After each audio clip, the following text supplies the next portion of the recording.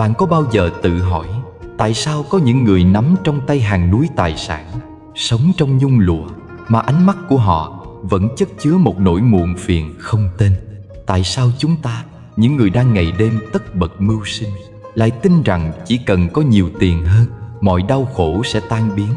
Phải chăng chúng ta đang đuổi theo một ảo ảnh? Nếu bạn cũng đang cảm thấy bế tắc, mệt mỏi hay thậm chí là đau khổ trong cuộc rượt đuổi không hồi kết với tiền bạc, video này chính là dành cho bạn. Tôi và bạn, chúng ta đều đang sống trong một xã hội hối hả, nơi giá trị con người thường bị đong đếm bằng con số trong tài khoản.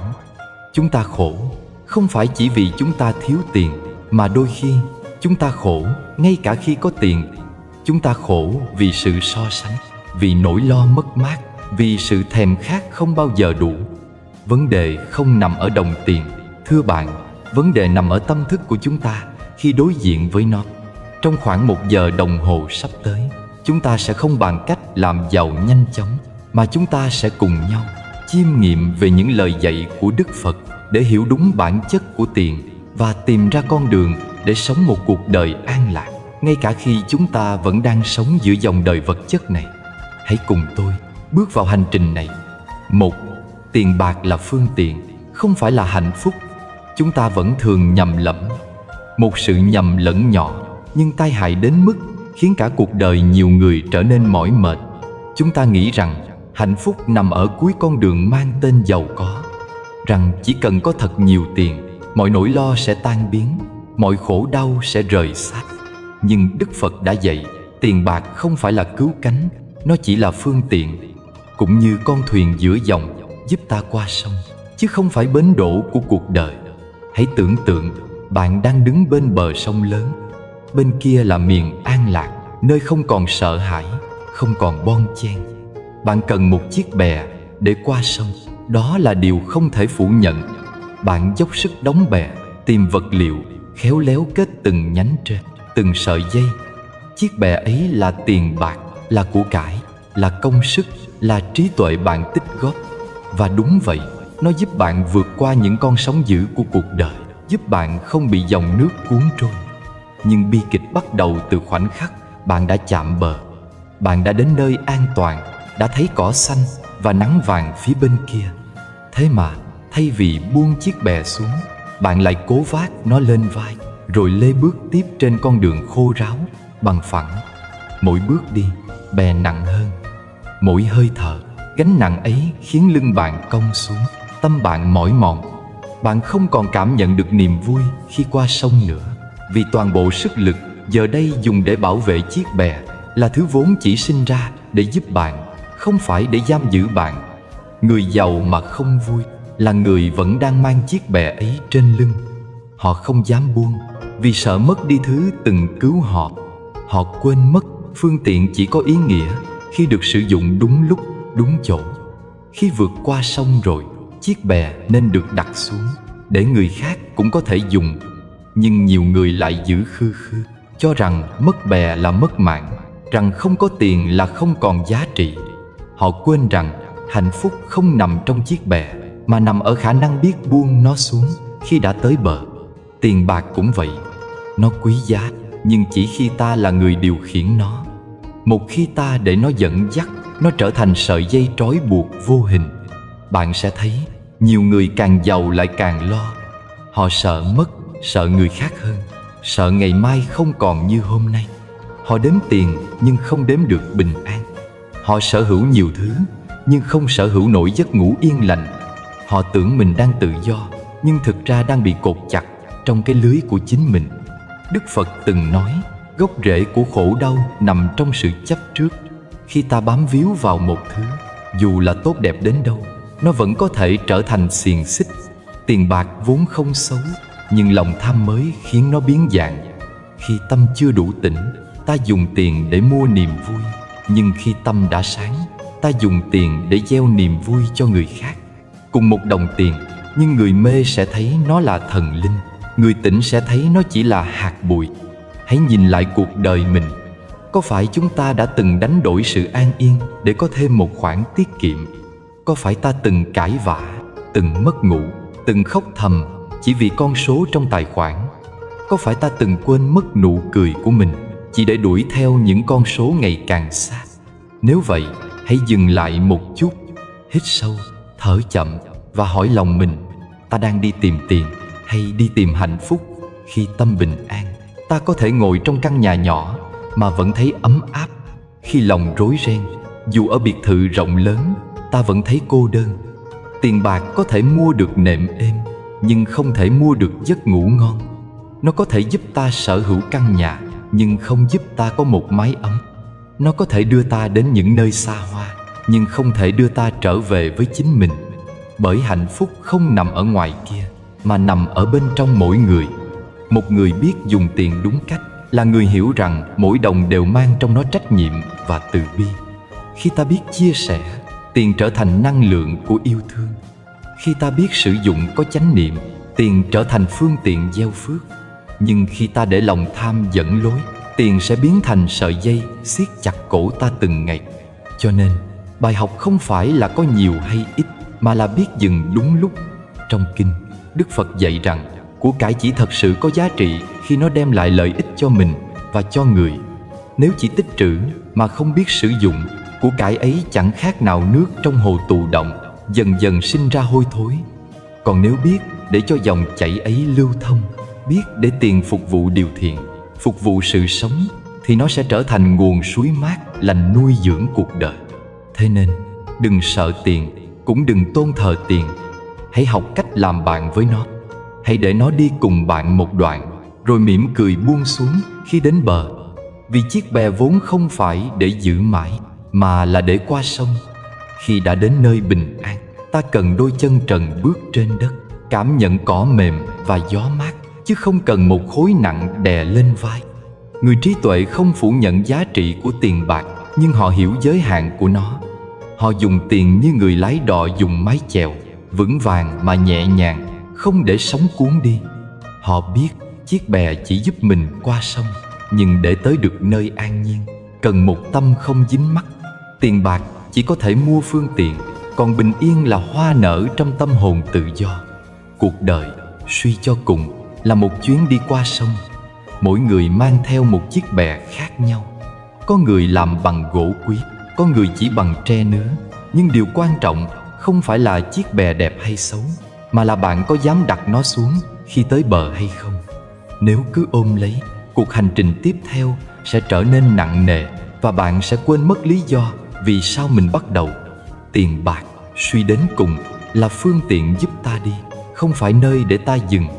Khi hiểu được điều này, bạn sẽ thấy nhẹ nhõm. Mỗi lần làm ra tiền, bạn không còn tự hào kiêu hãnh, mà biết ơn vì mình có thêm một cơ hội tạo phước. Mỗi lần tiêu tiền, bạn không còn tiếc nuối, mà mỉm cười vì mình đang khiến dòng chảy cuộc đời tiếp tục trôi. Khi ấy, bạn không còn sợ nghèo, cũng không còn quá yêu giàu. Bạn chỉ sống giữa hai bờ ấy, vừa đục vừa an nhiên. Bài học đầu tiên để đi vào an lạc chính là học cách nhìn lại mối quan hệ của mình với tiền bạc. Đừng để nó dẫn dắt ta, hãy để ta điều khiển nó bằng trí tuệ và lòng từ bi. Tiền không xấu, cũng không tốt, nó chỉ là tấm gương phản chiếu tâm người. Khi lòng ta trong sáng, tiền sẽ giúp ta gieo phước. Khi lòng ta u tối, tiền sẽ khiến ta lạc đường. Vậy nên, muốn bình an, trước hết hãy làm chủ tâm mình. Khi tâm an, tiền chỉ là bè qua sông. Khi tâm loạn, tiền là đá buộc chân. Đời người ngắn ngủi, đừng để cả cuộc hành trình trôi qua chỉ để giữ một chiếc bè.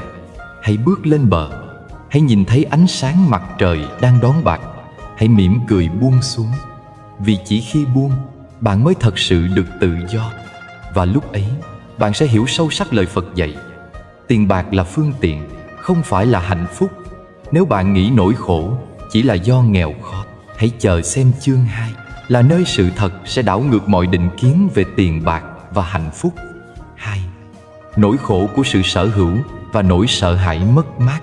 Có một nghịch lý kỳ lạ trong cuộc đời mà hầu như ai trong chúng ta, đặc biệt ở độ tuổi trung niên, đều từng trải qua. Khi chưa có gì trong tay, ta khổ vì mong muốn có được. Khi đã có rồi, ta lại khổ vì sợ mất đi. Cả hai nỗi khổ ấy khác hình dạng nhưng cùng một gốc rễ. Một bên là khổ vì thiếu, Một bên là khổ vì chấp, và chính sự chấp ấy mới là ngọn lửa âm ỉ thiêu rụi sự an yên trong lòng người. Ở tuổi 35 đến 45, con người thường đã có chút thành tựu. Một ngôi nhà, một chiếc xe, một khoản tiết kiệm, có thể là một vị trí ổn định trong công việc. Nhưng càng có nhiều, nỗi lo càng lớn. Lo mất việc, lo bệnh tật, lo con cái thất bại, lo người khác hơn mình, lo cả những điều chưa xảy ra. Thế là cuộc sống vốn đã ngắn ngủi lại bị phủ lên bởi một lớp sương dày đặc của sợ hãi. Chúng ta tưởng mình đang sống để tận hưởng, nhưng thật ra đang sống để bảo vệ những thứ mình có. Tôi từng nghe một câu chuyện về một vị thương gia giàu có tên là Lâm. Ông Lâm có một kho báu lớn đến mức phải xây riêng một căn hầm kiên cố dưới nhà để cất giữ. Ngày ông hoàn thành căn hầm ấy, ông nói rằng từ nay mình sẽ yên tâm. Nhưng điều ngược lại mới bắt đầu. Mỗi đêm, khi mọi người đã yên giấc, ông lại trằn trọc lắng tai nghe từng tiếng động nhỏ. Tiếng gió thổi ngoài cửa sổ cũng khiến ông giật mình. Tiếng gỗ kêu nhẹ trong đêm khiến ông tưởng có kẻ đột nhập. Ông sợ trộm cướp, ông sợ hỏa hoạn, ông sợ chiến tranh. Ông sợ mọi thứ có thể lấy đi số tài sản mà ông xem như mạng sống của mình. Số vàng bạc kia không mang lại cho ông niềm an lạc. Nó mang lại những đêm dài mất ngủ, mang lại một trái tim luôn thắt lại trong nỗi lo không tên.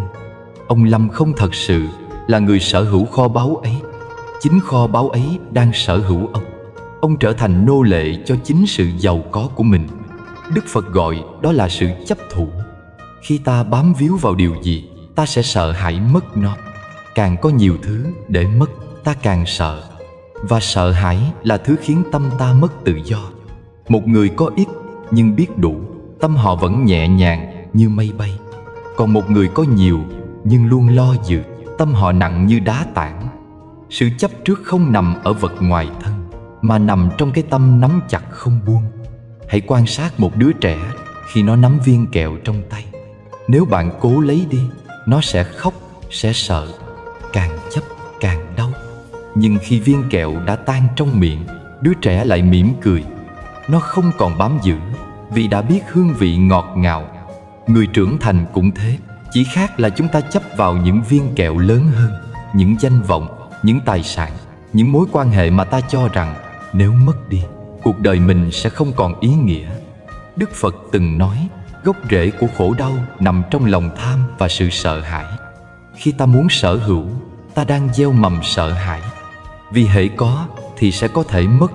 Không có gì trên đời này là mãi mãi, kể cả chính thân ta. Của cải, địa vị, sắc đẹp, tuổi trẻ, tình yêu, đây tất cả chỉ là dòng nước chảy qua kẻ tay. Càng cố giữ, nước càng chảy nhanh. Càng sợ mất, ta càng mất bình an. Nỗi khổ của người giàu không phải là nỗi khổ của cái dạ dày, mà là nỗi khổ của tâm trí. Họ không đói ăn, nhưng đói sự bình yên. Họ không khát nước, nhưng khát một giấc ngủ trọn vẹn. Họ không thiếu vật chất, nhưng thiếu một phút lặng yên, không sợ hãi. Và nỗi sợ ấy, vô hình nhưng dai dẳng, khiến con người mất đi sự thông dong vốn có. Có người hỏi rằng, vậy giàu có phải là tội không? Không, giàu không có tội, nhưng chấp vào giàu mới là khổ. Giống như bạn đi qua sông, cần chiếc bè để vượt sóng. Nhưng nếu đến bờ mà vẫn vác bè trên vai, bạn sẽ mệt. Tiền bạc, tài sản, vật chất cũng chỉ là chiếc bè. Khi cần, ta dùng. Khi đủ, ta đặt xuống. Nhưng con người thường sợ rằng nếu buông ra, mình sẽ mất hết. Thật ra, khi buông xuống, bạn không mất gì, mà chỉ nhẹ đi. Sự sở hữu khiến ta sinh ra ảo tưởng về quyền lực, rằng ta kiểm soát được mọi thứ. Nhưng thực ra, chính những thứ ta nắm giữ lại kiểm soát ta. Một người nắm trong tay hàng trăm người lao động, nhưng đêm về vẫn không dám tắt điện thoại. Một người có hàng chục căn nhà, nhưng không căn nào đủ yên để ngủ trọn. Một người có hàng trăm mối quan hệ, nhưng chẳng ai đủ thân để lắng nghe nỗi sợ của họ. Càng có nhiều, càng sợ mất, và càng sợ mất, càng khổ. Người xưa có câu, khi bàn tay còn nắm, lòng còn sợ rơi. Khi bàn tay mở ra, gió sẽ đi qua nhẹ nhàng. Sở hữu không xấu nếu ta biết rằng đó chỉ là tạm. Giữ không sai, nếu ta hiểu rằng không gì có thể giữ mãi. Mọi thứ trong đời đều là mượn. Ta mượn thân xác để sống trong vài chục năm, mượn của cải để trải nghiệm, mượn tình thương để học cách yêu. Nhưng rồi, đến một ngày, ta phải trả lại tất cả. Khi hiểu được điều này, ta sẽ không còn sợ hãi. Hãy nhìn một chiếc lá trên cành. Nó biết sẽ có ngày rụng, nhưng nó vẫn xanh hết mình khi còn được ở lại. Khi gió đến, nó buông nhẹ, không oán trách. Nó biết rằng rơi xuống cũng là một phần của chu trình sống. Nếu ta có thể sống như chiếc lá ấy, biết tận hưởng khi có, biết mỉm cười khi mất, ta sẽ an yên. Cái khổ lớn nhất của con người không phải là không có gì, mà là có quá nhiều và không biết buông. Tâm càng chật trội, nỗi lo càng lớn. Khi tâm được mở ra, hạnh phúc tự khắc đến.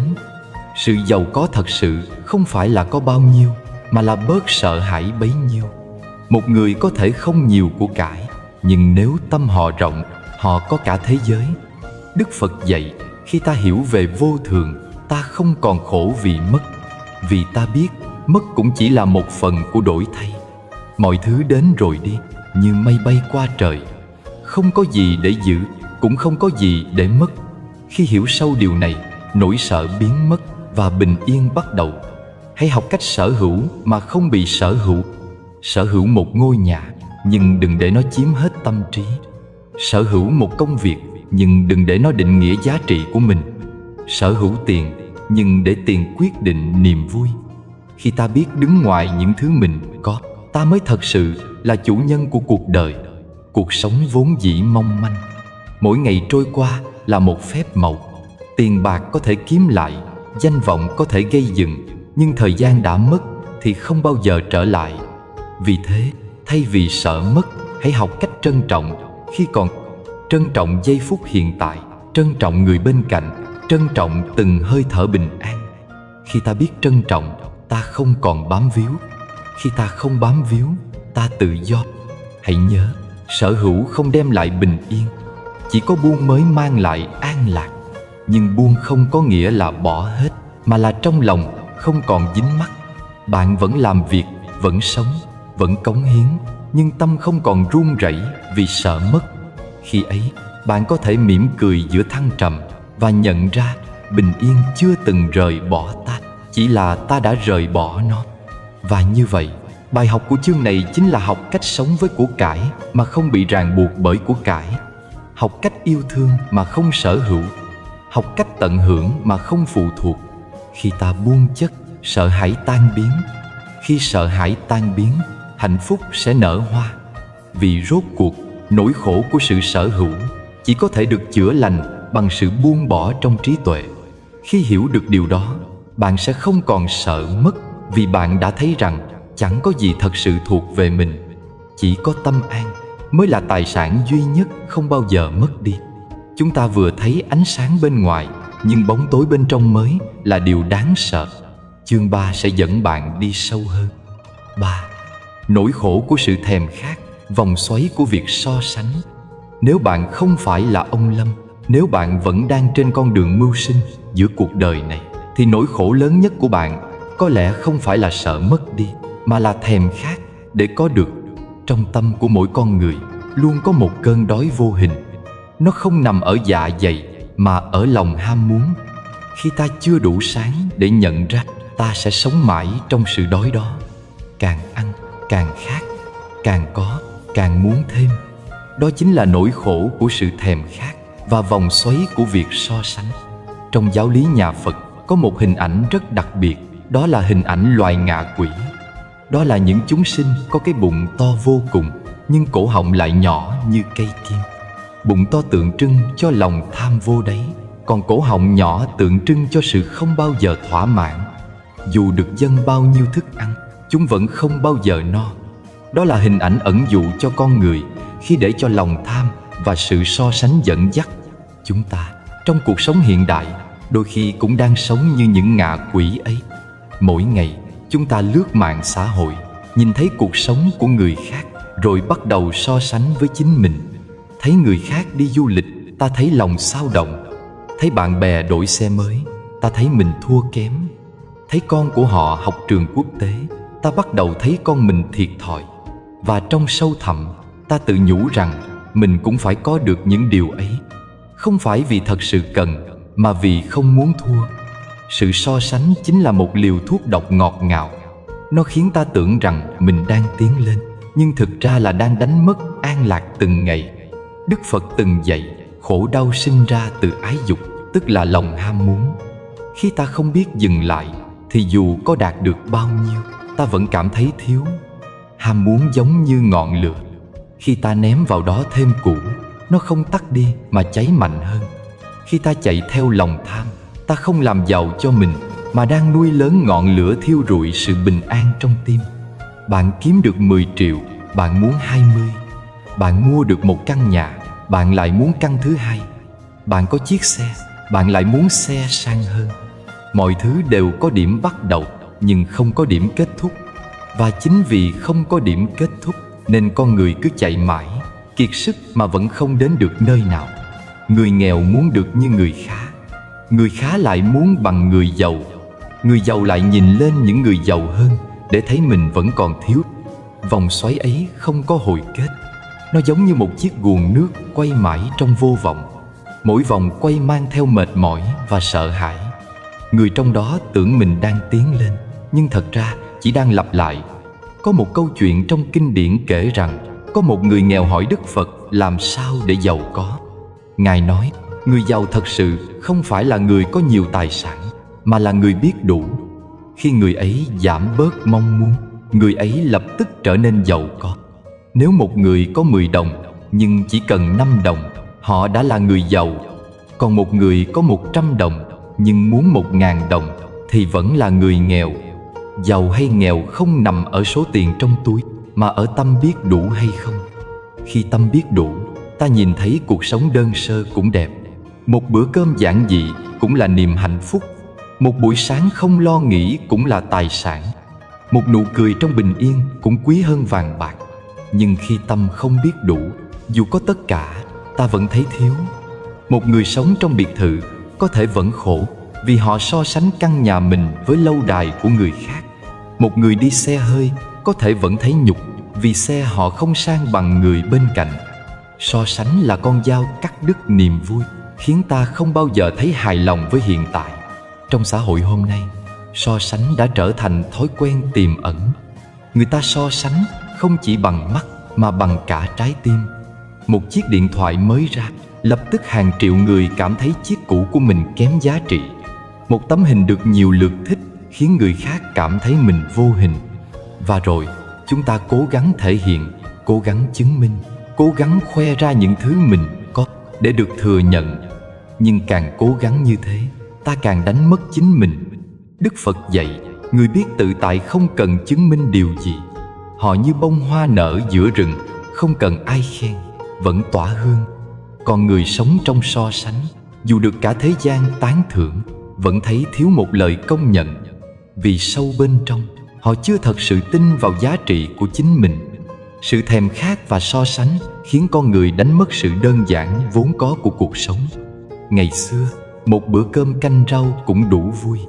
Bây giờ, dù ăn cao lương mỹ vị, ta vẫn không thấy ngon.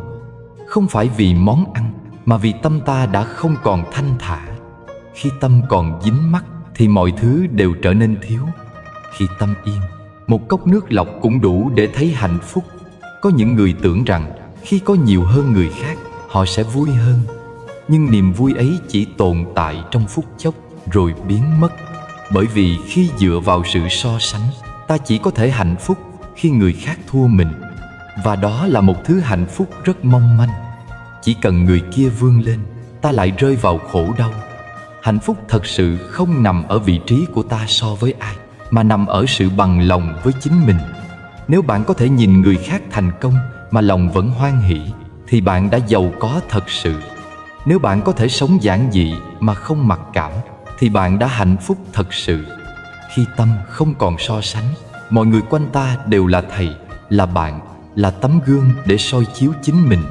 Khi thấy ai hơn, ta học. Khi thấy ai khổ, ta thương. Không còn phân biệt, không còn đố kỵ. Một người sống trong so sánh, dù có mọi thứ, vẫn không thấy bình yên. Còn một người sống biết đủ, dù chẳng có gì nổi bật, vẫn an nhiên giữa đời. Bởi họ hiểu giá trị thật sự không nằm ở những gì bên ngoài, mà nằm ở cảm nhận bên trong. Giàu không phải là nhiều, mà là không cần thêm. Thèm khát khiến ta chạy, so sánh khiến ta mệt, còn biết đủ khiến ta dừng lại và bình yên trở về. Giống như mặt hồ khi gió ngừng, nước sẽ trong. Khi tâm ngừng so sánh, đời trở nên sáng. Khi ta thôi tìm kiếm hạnh phúc bên ngoài, ta sẽ nhận ra hạnh phúc đã ở trong mình từ rất lâu rồi. Nếu một ngày bạn có thể nhìn vào chính mình và nói như vậy là đủ, thì ngày ấy bạn đã thật sự tự do.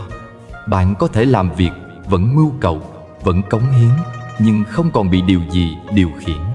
Bạn dùng tiền, chứ không để tiền dùng bạn. Bạn yêu thương, chứ không để tình cảm ràng buộc.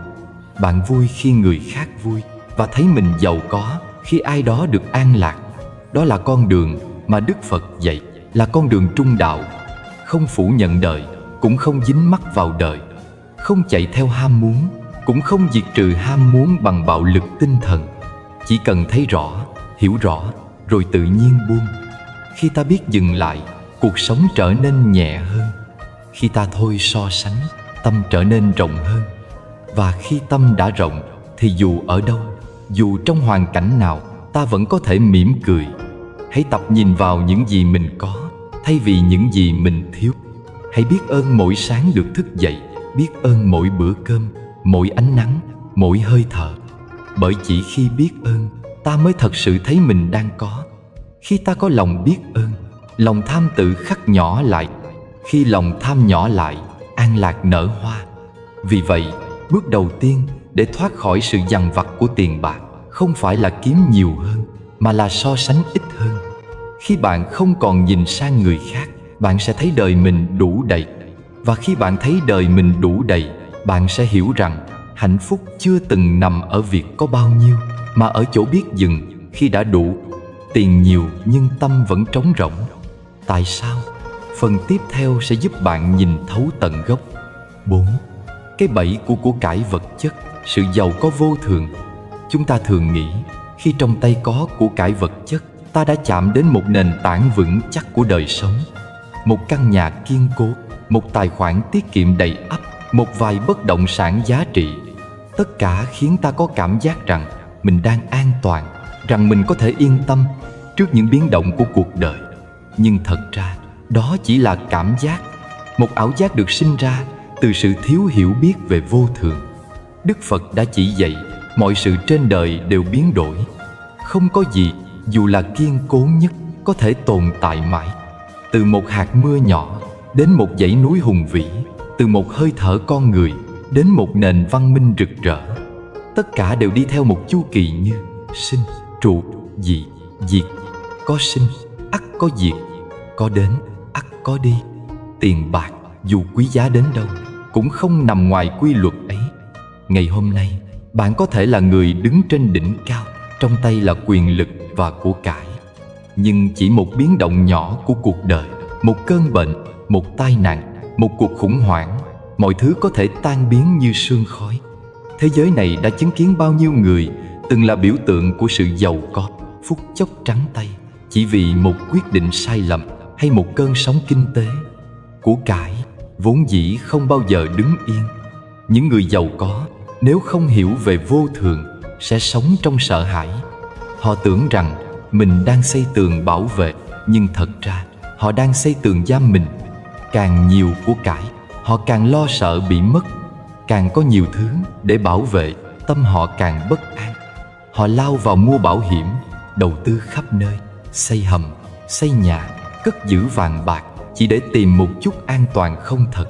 Nhưng an toàn tuyệt đối không tồn tại trong thế giới này, bởi vì thế giới vốn là dòng nước trôi. Dù bạn có cố gắng giữ, nước vẫn sẽ chảy qua kẽ tay. Không ai có thể giữ lại được thời gian, cũng như không ai giữ mãi được của cải. Chỉ cần nhìn lại vài thập kỷ trước, bao nhiêu công ty lớn mạnh từng làm mưa làm gió, giờ đây chỉ còn là ký ức. Bao nhiêu tòa lâu đài, bao nhiêu tài sản khổng lồ, cuối cùng cũng trở về với cát bụi. Đức Phật dạy rằng Vô thường không phải để ta sợ, mà để ta tỉnh. Khi biết vô thường, ta mới hiểu rằng mọi thứ chỉ là tạm bợ. Và chính vì thế, ta phải sống sâu hơn trong từng khoảnh khắc. Ta không cần trốn chạy sự vô thường, mà nên ôm lấy nó như một phần tự nhiên của kiếp người. Cái bẫy lớn nhất của cải vật chất là nó khiến ta tưởng mình có thể kiểm soát. Nhưng thật ra, chính vì bám víu vào nó, ta bị nó kiểm soát. Nó khiến ta thức khuya, khiến ta bất an, khiến ta đánh mất sự thảnh thơi vốn dĩ thuộc về con người.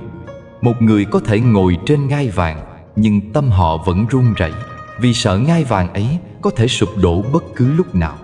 Có một câu chuyện xưa kể rằng, một vị vua muốn tìm một thông điệp đủ mạnh để nhắc mình luôn tỉnh thức giữa biến động. Ông sai người thợ kim hoàn giỏi nhất khắc lên chiếc nhẫn vàng một câu nói. Sau nhiều ngày suy nghĩ, người thợ ấy trao chiếc nhẫn cho vua với 4 chữ: điều này rồi cũng qua. Vị vua mang chiếc nhẫn bên mình. Mỗi khi chiến thắng, ông nhìn vào nó để không kiêu ngạo. Mỗi khi thất bại, ông lại nhìn vào để không tuyệt vọng. Câu nói ấy là tinh hoa của vô thường. Khi ta đang ở trên đỉnh cao, hãy nhớ rằng điều này rồi cũng qua.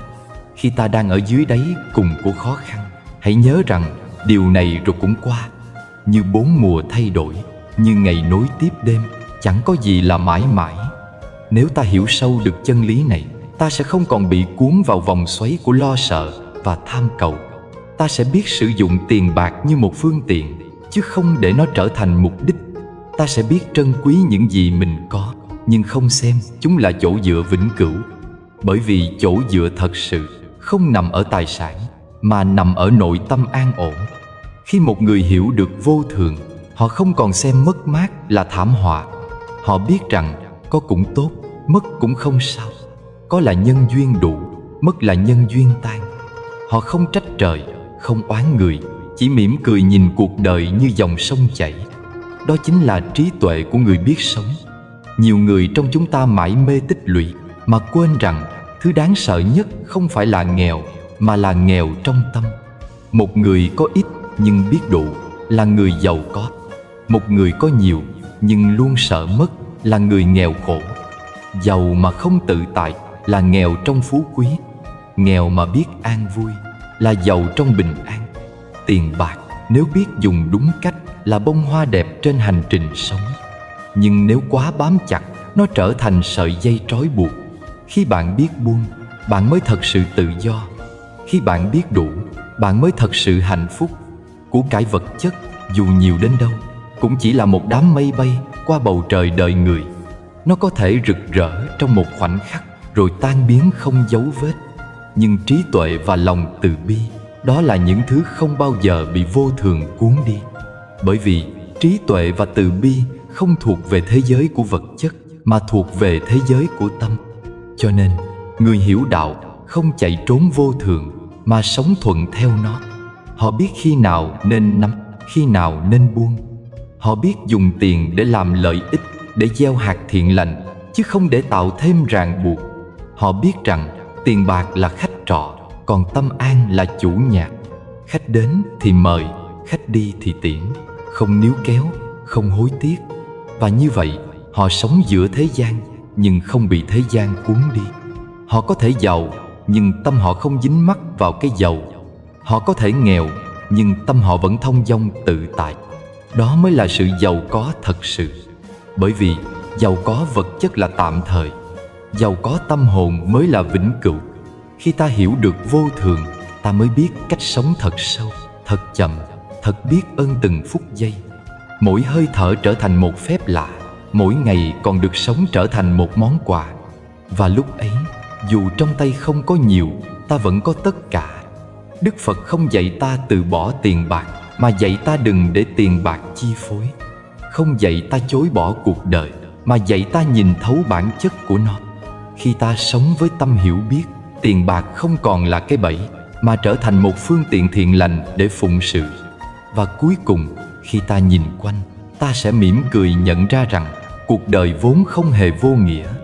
Chỉ cần ta biết rằng mọi thứ rồi cũng qua, thì mỗi khoảnh khắc hiện tại chính là món quà vô giá.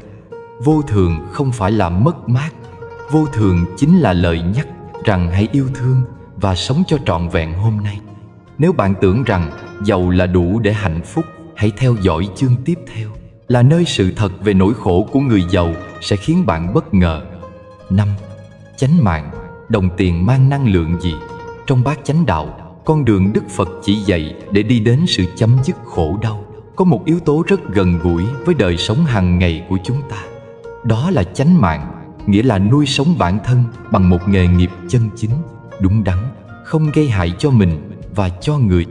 Nói cách khác, chánh mạng là con đường giúp ta nuôi thân mà không làm tổn thương tâm. Và điều này liên quan trực tiếp đến đồng tiền mà chúng ta kiếm được mỗi ngày. Chúng ta sống trong một thời đại mà giá trị con người dường như được đo bằng thu nhập. Ai có thu nhập cao hơn được xem là thành công hơn. Nhưng ít ai chịu dừng lại một chút để tự hỏi đồng tiền mình đang cầm trên tay mang năng lượng gì, nó đến từ đâu, và nó đang nuôi dưỡng hay đang làm ô nhiễm tâm hồn mình. Hãy tưởng tượng trước mặt bạn là 2 ly nước. Một ly được lấy từ dòng suối trên núi cao, trong vắt, mát lành, chảy qua đá cuội, qua rừng xanh. Ly còn lại được múc từ một vũng nước động trong hẻm nhỏ, lẫn rác rưởi và mùi hôi. Cả hai đều là nước, nhưng bạn sẽ chọn uống ly nào? Tiền bạc cũng như thế. Đồng tiền đến từ sự trung thực, từ công việc thiện lành, từ nỗ lực chân chính của bản thân. Giống như ly nước suối mát lành kia, nó nuôi dưỡng thân thể, nuôi dưỡng tâm hồn, khiến bạn thấy nhẹ nhõm và tự hào. Ngược lại, đồng tiền đến từ lừa lọc, hãm hại, từ những việc làm trái đạo đức, từ những ngành nghề gieo khổ đau cho người khác. Giống như ly nước bẩn, nó có thể khiến bạn no đủ vật chất, nhưng nó đầu độc tâm trí bạn từng chút một, khiến bạn luôn nặng nề, lo sợ và bất an. Có người hỏi, tại sao có những người rất giàu mà vẫn không thấy hạnh phúc? Họ có tất cả, nhà lộc, xe hơi, quyền lực, nhưng đêm về họ vẫn không ngủ yên, bởi vì họ đang uống ly nước bẩn. Họ có thể che giấu nguồn gốc đồng tiền trước người khác, nhưng họ không thể che giấu với chính lương tâm mình. Mỗi khi đồng tiền đó xuất hiện, nó gợi lên một cảm giác mơ hồ, bất ổn, như một chiếc gai nhỏ cắm trong tim. Dù ngoài mặt họ vẫn cười, nhưng bên trong họ biết có điều gì đó không thật. Đức Phật dạy rằng năng lượng của đồng tiền chính là năng lượng của hành động đã sinh ra nó. Nếu hành động ấy xuất phát từ lòng tham, từ sự dối trá, thì năng lượng ấy sẽ là ô nhiễm. Nó sẽ len lỏi trong mọi khía cạnh cuộc sống, khiến tâm không yên, khiến gia đình bất hòa, khiến cuộc đời luôn gặp những điều trắc trở không ngờ. Không phải ngẫu nhiên mà có những gia đình giàu có nhiều đời, nhưng đời con cháu lại gặp lắm tai ương. Cũng không phải ngẫu nhiên mà có những người không giữ được tài sản dù đã cố hết sức, bởi vì đồng tiền cũng mang nghiệp của chính nó. Ngược lại, đồng tiền được tạo ra từ chánh mạng, từ lao động chân chính, mang năng lượng trong sáng. Nó đến với ta nhẹ nhàng và đi cũng nhẹ nhàng. Nó giúp ta sống, giúp ta chia sẻ và giúp ta trưởng thành. Một người làm ra đồng tiền từ sự tử tế, dù không nhiều, nhưng khi cầm trong tay, họ cảm thấy ấm áp vì biết rằng đó là kết quả của công sức và đạo đức. Hãy nhìn vào những người lao động bình dị quanh ta. Người nông dân trên đồng ruộng, người thợ may, người giáo viên, người công nhân. Họ có thể không giàu, nhưng họ có giấc ngủ yên, vì đồng tiền họ kiếm được không làm hại ai. Họ không cần che giấu, không cần lo sợ. Họ sống giản dị nhưng an vui. Đó chính là sự giàu có của người biết chánh mạng. Còn người sống ngược lại, dù kiếm được nhiều nhưng lòng không thanh thản. Mỗi khi nghe tiếng gõ cửa, họ giật mình. Mỗi khi nhìn người khác, họ sợ bị phát hiện. Sự sợ hãi ấy không đến từ bên ngoài, mà đến từ chính đồng tiền họ cầm. Vì đồng tiền ấy được sinh ra từ năng lượng bất thiện, nên nó kéo theo bất an, như một chiếc bóng không rời. Luật nhân quả, Đức Phật nói, không bao giờ sai. Nếu bạn gieo vào đời một hạt nhân ô uế, dù dưới hình thức nào, bạn cũng sẽ gặt về quả đắng. Có thể không phải ngay bây giờ, nhưng chắc chắn sẽ đến lúc bạn phải trả giá. Và không có cách nào trốn được, vì nhân quả không đến từ bên ngoài, mà sinh khởi từ chính tâm mình. Vậy nên, muốn sống an lạc, hãy chọn chánh mạng. Hãy chọn một nghề nghiệp, một con đường mà khi làm bạn không hổ thẹn, không tổn thương người khác. Tiền kiếm được có thể ít hơn, nhưng tâm hồn bạn sẽ đầy hơn. Bạn sẽ thấy rằng sự giàu có không nằm ở con số trong tài khoản, mà nằm ở cảm giác bình an khi nhắm mắt mỗi đêm. Khi bạn kiếm tiền bằng tâm thiện, tiền đến như dòng suối, chậm rãi, trong lành nhưng bền bỉ. Nó không ồn ào, không chao đảo. Nó nuôi sống bạn và đồng thời nuôi dưỡng nhân cách bạn. Còn khi bạn kiếm tiền bằng con đường sai trái, tiền đến như cơn lũ, nhanh, mạnh nhưng cuốn phăng tất cả, kể cả sự bình an. Đồng tiền thực ra không hề xấu. Nó chỉ là một dạng năng lượng. Năng lượng ấy tốt hay xấu phụ thuộc vào cách bạn tạo ra nó và cách bạn sử dụng nó. Nếu bạn dùng nó để giúp đỡ, để chia sẻ, nó trở thành ánh sáng. Nếu bạn dùng nó để hại người, để phô trương, nó trở thành bóng tối. Đức Phật từng nói, làm giàu không sai nếu làm bằng chánh mạng. Bởi vì tiền bạc có thể là phương tiện để gieo phước nếu ta biết dùng đúng cách. Một đồng tiền được sử dụng để giúp đỡ ai đó đang khổ là một hạt giống thiện được gieo vào lòng đời. Một đồng tiền dùng để tạo điều tốt là một lời nguyện đẹp gửi vào vũ trụ. Nhưng một đồng tiền dùng để nuôi tham, sân, si là một hạt giống khổ đau. Nếu một ngày nào đó bạn cảm thấy bất an, dù cuộc sống đủ đầy, hãy thử nhìn lại cách mình đang kiếm tiền. Hãy tự hỏi, đồng tiền mình đang tiêu có sạch không? Có làm ai tổn thương không? Có khiến mình nhẹ lòng không? Đó chính là cách để soi sáng lại con đường mình đang đi. Chánh mạng không chỉ là chuyện nghề nghiệp, nó còn là cách ta sống, cách ta đối diện với giá trị đồng tiền. Một người buôn bán trung thực, dù lãi ít, vẫn mang năng lượng an lành hơn người gian dối, dù kiếm nhiều. Một người dám từ chối cơ hội bất thiện, dù phải chịu thiệt thòi, vẫn là người đang gieo nhân thiện lành cho tương lai. Tiền bạc sạch sẽ, như gió mát thổi qua lòng người. Nó khiến ta dễ thở, khiến cuộc sống nhẹ nhàng. Còn tiền bạc nhiễm năng lượng xấu, như hơi nóng mùa hạ, khiến ta bức bối, dù trong nhà có điều hòa. Vì tâm không an, nên chẳng có thứ gì đủ để làm mát lòng. Khi hiểu được điều này, bạn sẽ thấy làm giàu bằng chánh mạng không phải là con đường chậm hơn, mà là con đường bền hơn. Vì nó tạo ra phước lành, và phước lành ấy chính là vốn liếng quý nhất của đời người. Phước không mất đi, nó sẽ theo ta như bóng theo hình. Nó mang lại may mắn, bình an và cả niềm vui vô hình mà tiền bạc thế gian không mua nổi. Và rồi, đến một ngày, bạn sẽ nhận ra sự giàu có thật sự không phải là có bao nhiêu tiền, mà là bạn có thể ngủ yên mỗi tối và mỉm cười mỗi sáng. Khi trong tay bạn là đồng tiền sạch, trong tim bạn là tâm thiện, bạn đã bước vào con đường hạnh phúc thật sự. Chánh mạng không chỉ là giới luật, nó là nghệ thuật sống, là cách để bạn kiếm tiền mà vẫn giữ được lòng trong sáng, là con đường dung hòa giữa đời và đạo, giữa vật chất và tâm linh. Và khi bạn sống như thế, đồng tiền bạn kiếm được không chỉ nuôi sống thân, mà còn nuôi lớn tâm.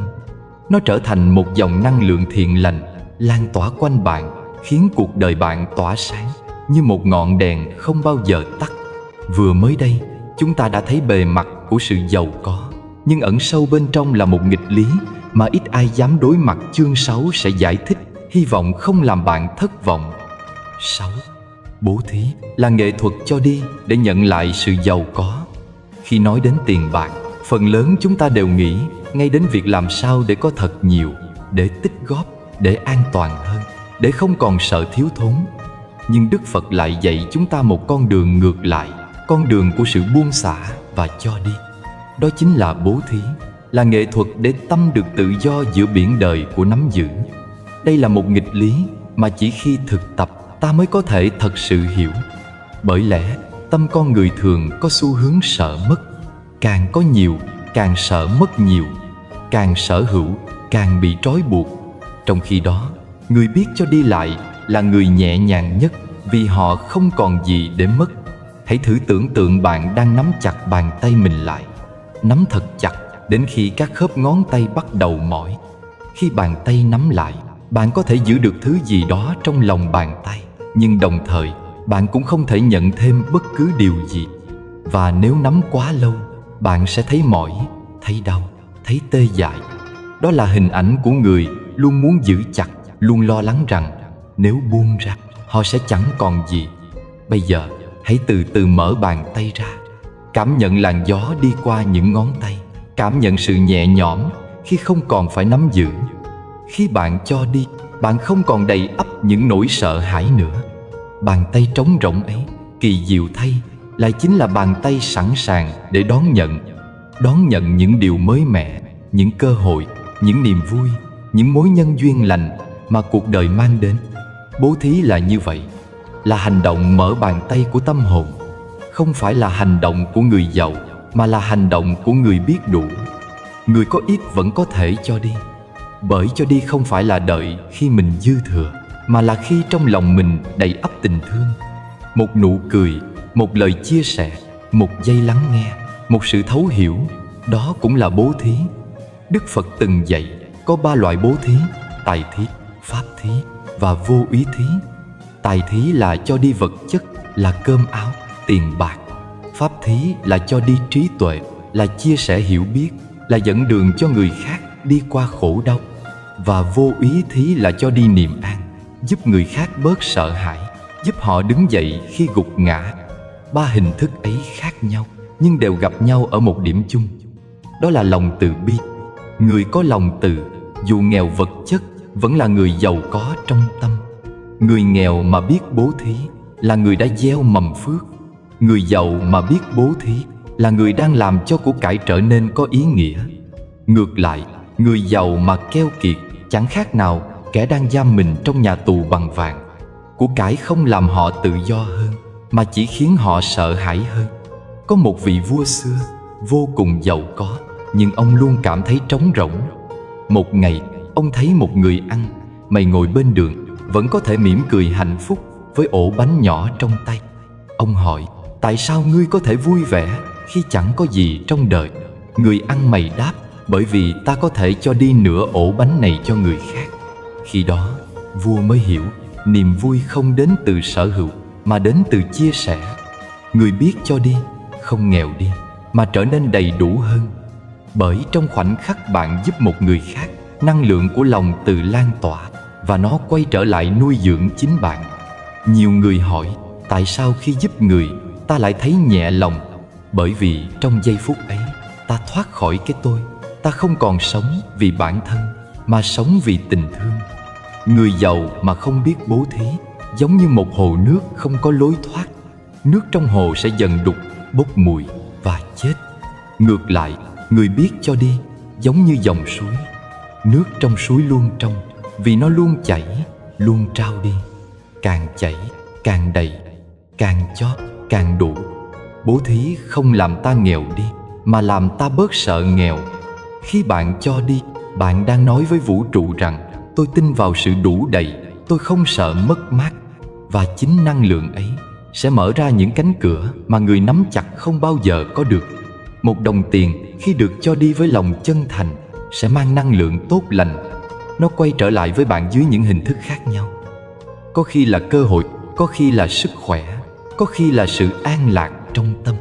Nhưng nếu bạn cho đi để được khen, để cầu phước, để chứng tỏ, thì sự bố thí ấy không trọn vẹn, vì nó vẫn còn bóng dáng của cái tôi. Cho đi không phải là giao dịch, mà là một lời cảm ơn, là sự tri ân với cuộc đời, vì ta đã có cơ hội để san sẻ.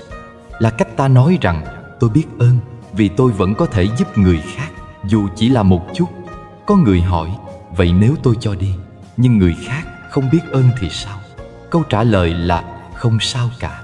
Bố thí không phải để đổi lấy lòng biết ơn. Cho đi là để tâm mình được tự tại. Cũng như hoa không cần ai khen, vẫn cứ nở. Ánh mặt trời không đợi ai cảm ơn, vẫn cứ tỏa sáng. Khi bạn thực hành bố thí, bạn đang luyện cho tâm mình biết buông. Mỗi lần cho đi là mỗi lần cắt bớt một sợi dây ràng buộc. Đến khi bạn có thể cho đi mà lòng vẫn an, không tiếc, không mong cầu, lúc đó bạn đã thật sự tự do. Thế gian này vận hành bằng luật nhân quả. Khi bạn gieo hạt từ bi, hoa an lạc sẽ nở trong chính tâm bạn. Không cần phải tìm đâu xa, chỉ cần thử một lần giúp người, bạn sẽ hiểu. Cảm giác đó ấm áp như ánh mặt trời buổi sớm, nhẹ nhàng mà sâu sắc. Người biết bố thí, sống giữa đời mà tâm như ở trong thiền. Họ không tranh, không hơn thua, không sợ mất mát. Họ hiểu rằng của cải chỉ là phương tiện, không phải cứu cánh. Họ cho đi không vì họ dư, mà vì họ hiểu rằng chỉ khi cho đi, họ mới thật sự là chủ của những gì mình có.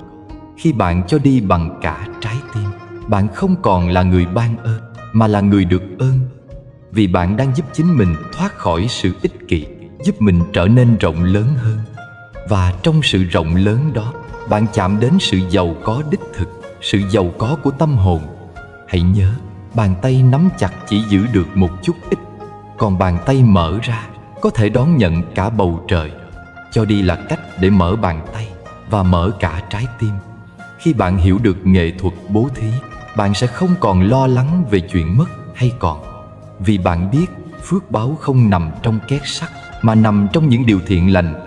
Bạn đã gieo của cải rồi sẽ qua đi, nhưng năng lượng của lòng từ sẽ còn mãi với bạn, đời này và đời sau. Bố thí không chỉ là một hành động, mà là một lối sống. Một người biết bố thí chính là người đang sống trong sự đủ đầy thật sự, bởi họ đã học được bài học lớn nhất trong cuộc đời. Càng cho đi, càng giàu có. Tiền có thể mua được nhiều thứ, nhưng có mua được bình an không? Câu trả lời sẽ mở ra ngay ở phần sau. 7. Tri túc là sự giàu có của người biết đủ. Chúng ta đang sống trong một thời đại mà mọi thứ đều được đo lường bằng sự nhiều hơn. Nhiều tiền hơn, nhiều tài sản hơn, nhiều danh tiếng hơn, nhiều cơ hội hơn. Từ khi còn nhỏ, chúng ta đã được dạy rằng phải không ngừng tiến lên, không được dừng lại, không được hài lòng. Dường như đủ là một khái niệm xa xỉ trong thế giới hiện đại. Người ta sợ dừng lại sẽ bị tụt hậu, sợ không bằng người khác, sợ bị bỏ lại phía sau. Và thế là cả đời chúng ta cứ chạy mà không biết mình đang chạy về đâu. Đức Phật dạy hai chữ giản dị mà sâu sắc: tri túc, biết đủ. Hai chữ ấy như một cơn gió mát thổi vào tâm hồn người đang khát. Bởi vì con người hôm nay không thiếu của cải, nhưng lại thiếu bình an. Không thiếu vật chất, nhưng lại thiếu niềm vui. Không thiếu cơ hội, nhưng lại thiếu sự mãn nguyện. Biết đủ không phải là lười biếng, không phải là buông bỏ mọi nỗ lực, không phải là dừng lại để trốn tránh cuộc đời. Biết đủ là một trạng thái của nội tâm. Đó là khi ta vẫn làm việc, vẫn cống hiến, nhưng trong lòng không còn bon chen, không còn ganh tị, không còn bị đốt cháy bởi lòng tham. Ta vẫn đi, nhưng đi trong tỉnh thức. Ta vẫn làm, nhưng làm trong bình an. Có một câu chuyện cổ xưa kể rằng Alexander Đại Đế là người chinh phục gần như toàn bộ thế giới trong một lần dạo chơi. Gặp triết gia Diogenes, người sống đơn giản trong một chiếc thùng gỗ, chẳng có gì ngoài tấm áo trên người. Alexander với quyền lực và sự ngạo nghễ nói rằng ông sẵn sàng ban cho Diogenes bất cứ điều gì ông muốn. Diogenes nhìn Alexander rồi nói rất bình thản: ta chỉ mong ông bước sang một bên để đừng che mất ánh nắng của ta. Alexander sững sờ. Một con người chẳng có gì lại dám nói như vậy với vị vua của thế giới. Sau này Alexander nói với các tướng lĩnh của mình: nếu ta không phải là Alexander, ta muốn được làm Diogenes. Ai là người giàu có hơn trong câu chuyện đó? Là Alexander, người có trong tay cả thế giới nhưng vẫn thấy thiếu, hay Diogenes, người chẳng có gì nhưng lại chẳng cần gì thêm? Câu chuyện ấy là một tấm gương phản chiếu cho cuộc đời của chúng ta hôm nay. Chúng ta lao động, tích góp, phấn đấu, nhưng càng có nhiều lại càng thấy trống rỗng, càng đạt được lại càng thấy thiếu. Giống như người đang uống nước biển, càng uống càng khát. Biết đủ là biết dừng lại giữa dòng đời hối hả, là biết đặt một dấu chấm trong câu chuyện vô tận của ham muốn, là ngồi xuống, thở một hơi thật sâu và nhìn quanh để nhận ra rằng mình đang có rất nhiều. Có hơi thở, có thân thể khỏe mạnh, có người thân yêu thương, có mái nhà che nắng che mưa, có những buổi sáng bình yên, có một tách trà nóng. Chỉ khi ta nhìn thấy điều đó, ta mới hiểu được hạnh phúc vốn dĩ đã ở ngay đây, chưa từng rời đi. Người biết đủ không phải là người có ít, mà là người không còn bị thiếu trong tâm.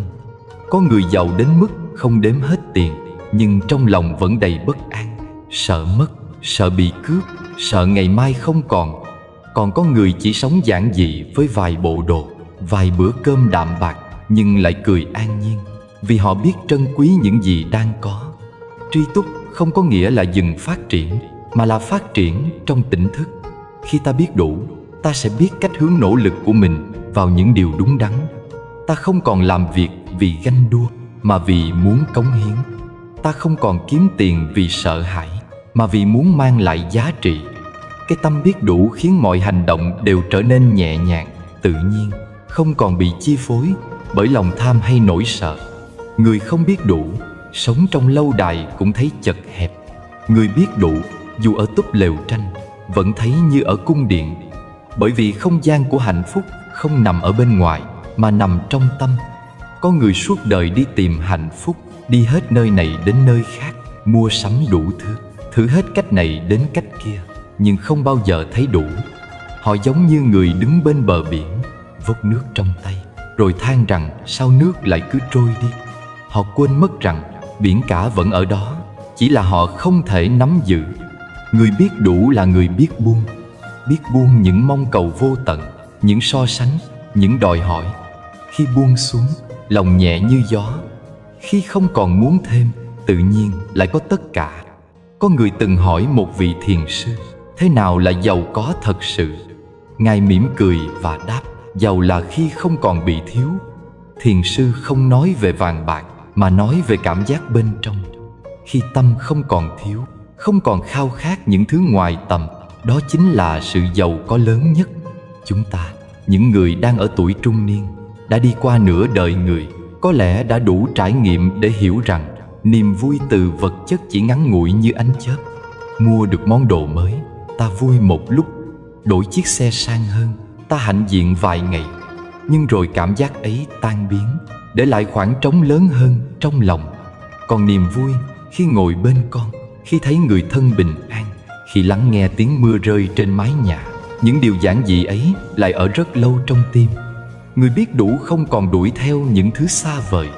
Họ học cách dừng lại để thưởng thức tách trà nóng, ngắm hoàng hôn, hít thở không khí trong lành và biết ơn vì mình còn được sống. Họ không bị cuốn vào cuộc đua của người khác, vì họ hiểu mỗi người có một con đường riêng.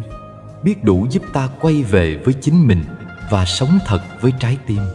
Có một vị thương nhân từng hỏi Đức Phật, làm thế nào để tôi có thể vừa giàu có, vừa hạnh phúc? Đức Phật mỉm cười, nói rằng hãy làm việc bằng chánh mạng và sống bằng tri túc. Khi đồng tiền bạn kiếm ra trong sạch và tâm bạn biết đủ, thì bạn sẽ không bao giờ nghèo, dù tài sản có ít đi. Người biết đủ là người tự do nhất, vì họ không còn bị điều khiển bởi tham vọng.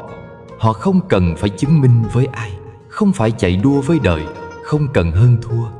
Họ bước đi nhẹ nhàng, ung dung, và trong mỗi bước chân có sự an lạc. Biết đủ cũng là một dạng của trí tuệ, bởi vì chỉ người có trí mới hiểu rằng mọi thứ đều vô thường. Của cải, danh vọng, sắc đẹp, tất cả rồi cũng sẽ qua. Thứ còn lại cuối cùng chỉ là tâm thái của ta trước cuộc đời. Nếu tâm ta đủ, thì dù mất hết, ta vẫn an. Còn nếu tâm ta thiếu, thì dù có cả thế gian, ta vẫn thấy trống. Hãy thử một lần dừng lại, nhìn quanh và nói thầm trong lòng, tôi đủ rồi. Đủ hơi thở để sống, đủ cơm ăn áo mặc, đủ tình thương quanh mình. Khi ta thật sự thấm được hai chữ ấy, tâm ta sẽ mở ra một cánh cửa mới. Cánh cửa dẫn đến sự giàu có không đến từ bên ngoài, mà từ bên trong. Người biết đủ không còn tìm kiếm hạnh phúc, vì họ đã trở thành hạnh phúc. Họ không cần phải theo đuổi ánh sáng, vì chính họ đã là ánh sáng. Tri túc là đỉnh cao của sự an lạc, là nơi mà tâm và đời hòa vào nhau trong sự giản dị mà sâu thẳm. Khi ta biết đủ, ta không chỉ sống an nhiên, mà còn truyền năng lượng bình yên đó cho người khác. Một người biết đủ, đi đến đâu cũng mang theo sự dễ chịu, nhẹ nhàng. Họ không than, không trách, không đòi hỏi. Họ nhìn mọi thứ bằng con mắt cảm ơn và sống như một đóa hoa tự nở, tự hương. Và như thế, tri túc chính là kho báu lớn nhất của đời người. Người giàu không phải là người có nhiều, mà là người thấy đủ với những gì đang có. Khi tâm an, Đời sẽ đủ. Khi biết đủ, bạn đã có tất cả. Chúng ta đã nhìn thấy nỗi đau bên ngoài, nhưng tâm thức họ ra sao khi không ai nhìn thấy? Hãy cùng khám phá ở phần tiếp theo. 8. Tiền bạc và vô ngã. Bạn không phải là số dư tài khoản của bạn. Có một sự thật ít ai chịu nhìn thẳng. Đó là phần lớn nỗi khổ của con người không đến từ việc thiếu tiền, mà đến từ việc đồng hóa chính mình với tiền. Chúng ta sống trong một xã hội nơi mà giá trị con người được đo bằng con số. Bao nhiêu trong tài khoản, bao nhiêu căn nhà, bao nhiêu xe, bao nhiêu thương hiệu. Rồi từng ngày chúng ta dần biến thành chính những con số đó. Một người từng nói với tôi, khi nhìn lại sổ tiết kiệm, anh cảm thấy mình như một con số biết thở. Câu nói nghe buồn đến nhói lòng, vì quả thật chúng ta đã cho phép tiền bạc định nghĩa mình. Khi giàu, ta tự tin, ngẩng cao đầu. Khi nghèo, ta cúi mặt, thấy xấu hổ. Khi được khen là thành đạt, lòng ta hân hoan. Khi mất mát, lòng ta rơi vào vực sâu của tự ti. Nhưng Đức Phật dạy, tất cả những gì chúng ta bám víu đều là ảo tưởng. Không có một cái tôi nào là cố định. Không có một danh xưng nào là vĩnh viễn. Không có một tài sản nào đi theo ta mãi mãi. Vô ngã, hay còn gọi là anatta, chính là cái thấy thấu suốt rằng không có cái gì thật sự thuộc về ta. Ngay cả thân thể này, hơi thở này cũng chỉ là một sự vay mượn tạm thời. Nếu hiểu điều đó, ta sẽ thấy tiền bạc chỉ là một phần rất nhỏ trong dòng chảy của đời sống. Nó giống như những món đồ nội thất trong một căn nhà.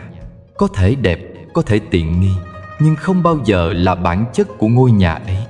Nếu một ngày căn nhà bị cháy, những món đồ kia có thể mất đi, nhưng nền móng của căn nhà vẫn còn. Vấn đề là ta có nhận ra mình là nền móng ấy hay không? Người giàu đau khổ bởi họ nghĩ họ chính là những món đồ nội thất đắt tiền. Khi những món đồ ấy bị trầy xước, họ sợ hãi như thể bản thân mình bị thương tổn. Người nghèo cũng đau khổ vì họ nhìn căn nhà trống trải của mình mà nghĩ rằng mình chẳng có giá trị gì. Cả hai đều quên mất ngôi nhà vẫn nguyên vẹn, dù bên trong có hay không có đồ vật. Nếu ta biết lùi lại và nhìn bằng con mắt chánh niệm, ta sẽ nhận ra một điều vô cùng giản dị. Giá trị thật sự của con người không nằm trong những gì ta sở hữu, mà nằm trong những gì ta là. Một tấm lòng nhân ái, một tâm hồn biết lắng nghe, một trái tim có thể yêu thương và tha thứ. Đó mới là tài sản không bao giờ mất đi. Một người có thể nghèo vật chất nhưng giàu lòng trắc ẩn thì vẫn là người giàu. Một người có thể sống trong cung điện nhưng tâm đầy sợ hãi, ích kỷ, nghi ngờ thì vẫn là người nghèo. Tiền bạc chỉ làm khuếch đại tính cách thật sự của chúng ta. Nó không tạo ra bản chất mà chỉ phơi bày bản chất vốn có. Có lần, một thiền sinh hỏi vị thầy của mình rằng làm sao để không bị tiền bạc chi phối. Thầy chỉ mỉm cười và nói, con hãy xem tiền như nước. Khi nước chảy qua tay, con có thể múc lên để uống, có thể dùng để tưới cây. Nhưng nếu con cố nắm chặt, nước sẽ rơi mất. Tiền cũng vậy. Khi ta xem nó như phương tiện, nó nuôi sống ta. Nhưng khi ta xem nó như cứu cánh, nó sẽ dìm ta chìm sâu. Tiền không có lỗi. Chính lòng tham và sự đồng hóa của ta mới khiến ta khổ. Bởi khi ta cho rằng ta chính là tiền của ta, mọi biến động tài chính đều trở thành cơn bão trong lòng. Khi thị trường lên, ta vui. Khi thị trường xuống, ta loạn. Khi tiền về, ta thấy mình có giá trị. Khi tiền đi, ta thấy mình vô nghĩa. Cả đời bị kéo qua kéo lại bởi một thứ vốn dĩ vô tri. Nếu hiểu được vô ngã, ta sẽ nhẹ nhàng hơn. Ta vẫn làm việc, vẫn kiếm tiền, vẫn chăm lo cho cuộc sống, nhưng không còn đặt bản ngã của mình lên cán cân vật chất nữa. Ta không còn sợ nghèo, cũng không còn kiêu ngạo khi giàu. Ta sống trong dòng đời, nhưng không bị dòng đời cuốn trôi. Một người hiểu vô ngã là người biết rằng tất cả đều thay đổi. Có lúc thịnh, có lúc suy, có lúc được, có lúc mất, có lúc đầy, có lúc vơi. Nhưng trong mọi biến động ấy, có một điều không đổi. Đó là tấm lòng biết sống tỉnh thức, biết yêu thương và biết chia sẻ. Đức Phật từng dạy, của cải lớn nhất trong đời người là tâm hồn thanh tịnh. Khi tâm an, mọi thứ đều đủ. Khi tâm loạn, dù có cả kho vàng cũng thấy thiếu. Có những người có trong tay hàng tỷ đồng, nhưng đêm không ngủ được. Lại có những người chỉ có vài đồng bạc lẻ mà ngủ yên trong an vui. Tiền không thể mua được tự do nội tâm, không thể mua được niềm vui đơn sơ khi ngồi uống trà trong buổi sáng yên lành, không thể mua được giọt nước mắt hạnh phúc khi thấy con mình khôn lớn, không thể mua được một giấc ngủ không lo toan. Những điều ấy chỉ người hiểu vô ngã mới chạm tới. Vô ngã không dạy ta từ bỏ, mà dạy ta buông chấp. Khi ta không chấp vào tiền, ta vẫn có thể làm việc chăm chỉ nhưng không bị dính mắc. Ta có thể thành công nhưng không kiêu căng. Ta có thể thất bại nhưng không tự ti. Ta có thể có nhiều nhưng vẫn biết chia sẻ. Ta có thể có ít nhưng vẫn thấy mình đủ đầy. Khi ta hiểu vô ngã, mỗi đồng tiền trở thành một phương tiện để ta gieo nhân lành. Một bữa cơm chia sẻ, một tấm áo gửi tặng, một cuốn sách trao tay, tất cả đều là biểu hiện của tình thương. Tiền khi đi qua bàn tay của người hiểu đạo trở thành năng lượng của từ bi. Khi đi qua bàn tay của người vô minh trở thành gánh nặng của tham lam. Và rồi đến một ngày ta sẽ nhận ra rằng con số trong tài khoản không phản ánh được phẩm chất của một đời người. Nó chỉ phản ánh cách ta đang nhìn thế giới. Nếu ta nhìn bằng lòng tham, số tiền bao nhiêu cũng không đủ. Nếu ta nhìn bằng lòng biết ơn, từng đồng cũng trở nên quý giá. Hãy tập nhìn lại chính mình, hỏi rằng ta có đang đánh mất bản thân vì những con số không? Ta có đang đánh đổi sự bình yên của tâm hồn để đổi lấy sự an toàn tạm bợ của vật chất? Ta có đang quên rằng tiền sinh ra để phục vụ con người, chứ không phải con người sinh ra để phục vụ tiền? Khi ta sống tỉnh thức, ta vẫn có thể kiếm tiền, vẫn có thể làm giàu, nhưng với tâm an. Ta không để tiền quyết định hạnh phúc. Ta không để tài khoản quyết định giá trị. Ta biết rằng ta không phải là số dư của mình. Ta là người đang nhìn con số ấy với tâm bình thản. Khi hiểu được điều này, ta mới thật sự tự do. Tự do không phải là có thật nhiều, mà là không bị ràng buộc bởi bất cứ thứ gì. Tự do là khi ta có thể mỉm cười ngay cả trong lúc mất mát, là khi ta có thể buông tay mà không sợ hãi, là khi ta biết mình chưa từng thiếu thốn điều gì ngoài một tâm biết đủ. Và rồi, trong tĩnh lặng của một buổi chiều, khi nhìn ánh hoàng hôn đổ xuống, ta sẽ hiểu rằng tiền bạc chỉ là phương tiện đi qua cuộc đời này. Còn điều quý giá nhất là ta đã sống thế nào, đã yêu thương ra sao, đã học được cách nhìn thấy bản thân vượt lên trên mọi con số. Bởi cuối cùng ta không mang theo được gì, chỉ có tâm an đi cùng ta đến tận cuối con đường. Người giàu vẫn khổ, nhưng vì đâu? Câu trả lời không nằm ở tiền, và bạn sẽ tìm thấy nó trong phần 9 này. 9. Nghịch lý của sự buông bỏ. Khi nước chảy, đất sẽ nở hoa. Trong cuộc đời, hai chữ buông bỏ thường khiến nhiều người sợ hãi, bởi họ cho rằng buông bỏ là từ bỏ, là buông xuôi, là không còn cố gắng nữa. Họ nghĩ rằng một người buông bỏ là người rời xa thế gian, không còn muốn làm việc, không còn muốn phấn đấu, chỉ ngồi đó chờ đợi điều gì đó rơi xuống từ trời. Nhưng thật ra, đó không phải là tinh thần của đạo Phật.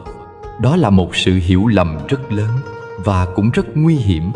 Buông bỏ trong giáo lý của Đức Phật không phải là buông bỏ tiền bạc, không phải là buông bỏ trách nhiệm, cũng không phải là quay lưng với cuộc đời.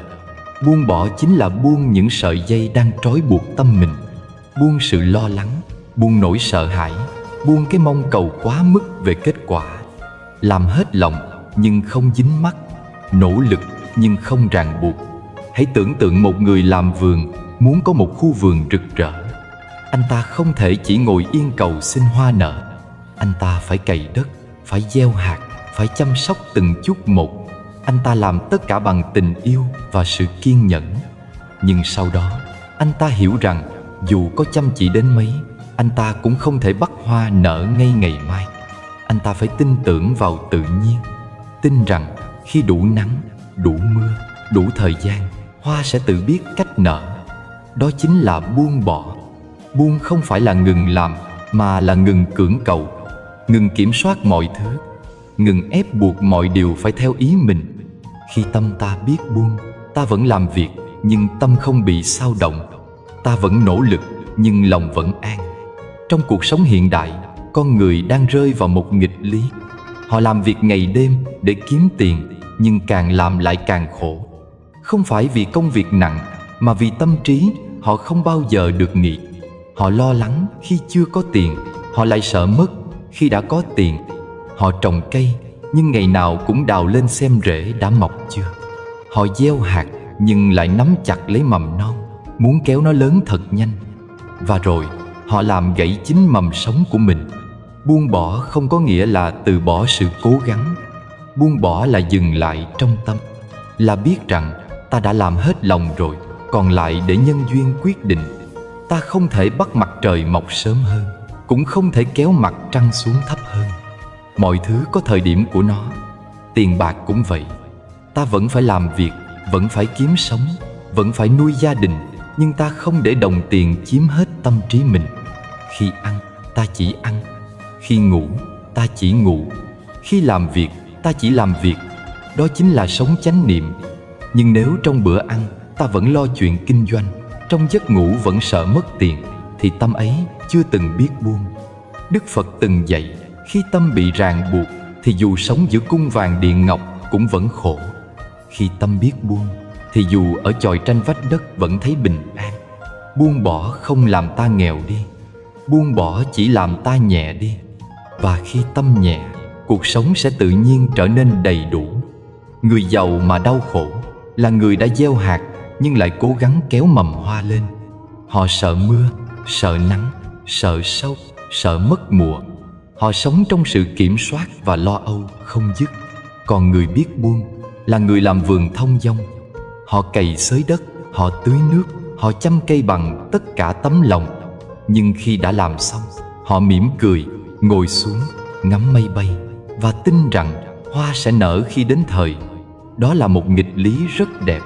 Khi ta càng cố chấp, càng muốn nắm giữ, cuộc đời lại càng trượt khỏi tay ta. Khi ta biết buông, mọi thứ lại đến một cách nhẹ nhàng.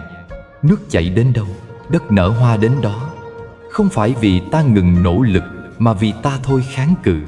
Khi ta thôi cưỡng cầu, năng lượng của tự nhiên bắt đầu vận hành. Có những người mãi mãi không hiểu được điều này. Họ tưởng rằng để thành công, họ phải kiểm soát mọi thứ. Nhưng kiểm soát không phải là làm chủ. Người làm chủ thật sự là người biết buông. Vì chỉ khi tâm an, ta mới nhìn thấy rõ đường đi. Khi tâm loạn, ta chỉ thấy sương mờ. Buông bỏ là hành trình trở về với sự tin cậy. Tin vào nhân quả, tin vào quá trình, tin vào chính mình. Ta không thể gieo hạt xoài mà đòi ăn quả cam, cũng không thể trồng hôm nay mà đòi hái ngày mai. Mọi thứ đều có thời gian của nó. Hãy làm điều đúng rồi buông tay, để gió trời lo phần còn lại. Trong đạo Phật, đó chính là tinh thần của chánh tinh tấn. Nỗ lực đúng trong chánh niệm, không cực đoan, không ép buộc. Bởi nếu nỗ lực mà thiếu buông, ta sẽ rơi vào kiệt sức. Nếu buông mà thiếu nỗ lực, ta sẽ rơi vào lười biếng. Chỉ khi hai điều ấy song hành, cuộc sống mới cân bằng. Khi ta biết buông bỏ, tâm sẽ mở ra một cánh cửa mới. Ta không còn phải tranh giành, không còn phải gồng mình, không còn phải sống trong sợ hãi. Ta hiểu rằng mọi thứ đều là duyên, đến thì đón, đi thì tiễn. Không cần nắm giữ, cũng không cần trốn tránh. Một cánh hoa rơi xuống không phải là mất, mà là báo hiệu một mùa mới đang đến. Một cơ hội khép lại không phải là hết, mà là mở ra một con đường khác. Khi ta biết buông, ta bắt đầu thấy được sự vận hành nhiệm màu của cuộc sống. Có người nói buông bỏ là một nghệ thuật sống, nhưng thực ra đó là một cách để ta trở về với chính mình. Khi ta thôi chạy theo những thứ bên ngoài, ta bắt đầu nghe thấy nhịp đập của nội tâm. Khi ta thôi cố gắng kiểm soát người khác, ta bắt đầu điều phục được chính mình. Cuộc đời vốn như dòng nước. Nước không tranh với đá, nhưng nước lại có thể làm mòn đá. Bởi nước mềm mại, linh hoạt, biết đi theo tự nhiên. Buông bỏ chính là như nước. Không cưỡng cầu, không tranh hơn thua, không cố định một hình dạng. Khi gặp chướng ngại, nước lách qua. Khi gặp vực sâu, nước đổ xuống. Khi gặp cánh đồng, nước lan rộng. Và rồi, ở nơi nào nước chảy, nơi ấy đất sẽ nở hoa. Đó chính là nghịch lý của sự buông bỏ. Càng nắm, càng mất. Càng buông, càng được. Càng lo, càng khổ.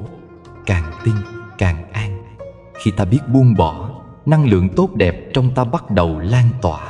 Cuộc sống dần thay đổi, không phải vì ta kiểm soát nó, mà vì ta hòa vào nó. Hãy thử một lần buông nhẹ trong tâm. Hãy để mọi chuyện được là chính nó. Hãy để những điều ta không thể kiểm soát tự tìm lấy chỗ đứng của nó. Và rồi ta sẽ thấy cuộc đời vốn không hề khắc nghiệt như ta nghĩ. Tất cả chỉ đợi ta buông. Buông không có nghĩa là mất. Buông là để được thấy rõ bản thân, được thấy rõ đời, được thấy rằng bình an không nằm ở việc nắm giữ, mà nằm ở khả năng thả lỏng. Khi nước biết chảy, đất sẽ nở hoa. Khi tâm biết buông, đời sẽ hóa an lành. Và khi ta biết mỉm cười giữa những đổi thay, ta sẽ nhận ra rằng hạnh phúc không phải là điều phải đi tìm, mà là điều vẫn luôn ở đó, chỉ chờ ta đủ nhẹ để nhận ra.